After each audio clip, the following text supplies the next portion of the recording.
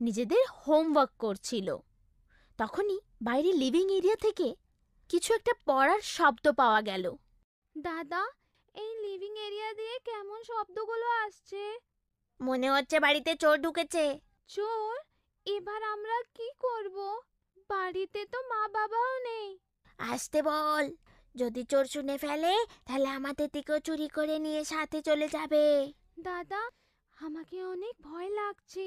আমাকে চোরের সঙ্গে যাওয়ার নেই। তুই চিন্তা করিস না, আমি এক্ষুনি বাবাকে ফোন করছি। এই বলে মনীষ বাবাকে ফোন করলো, কিন্তু বাবার ফোন বন্ধ ছিল। মনে হচ্ছে বাবার ফোন বন্ধ।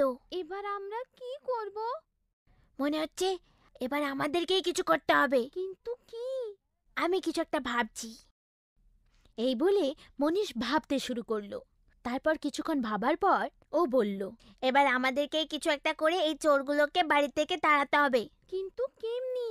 যদি আমরা এদের বিশ্বাস করিয়ে দিই যে আমাদের সাথে বাড়িতে বড়রাও আছেন, তাহলে এরা অবশ্যই পালিয়ে যাবে।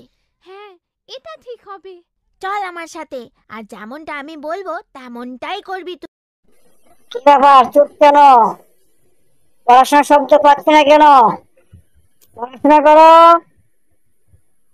আমি কিন্তু এখনো ঘুমাইনি, বুঝলে?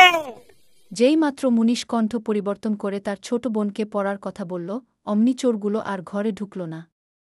তারা মনে করল ঘরে বড়রা কেউ রয়েছেন। সেবার মুনিশের বুদ্ধির জন্য তারা বেঁচে যায়। তো বন্ধুরা, বিপদের সময় মাথা ঠান্ডা রেখে কাজ করতে হবে। তাহলেই অনেক বিপদ থেকে রক্ষা পাওয়া যাবে।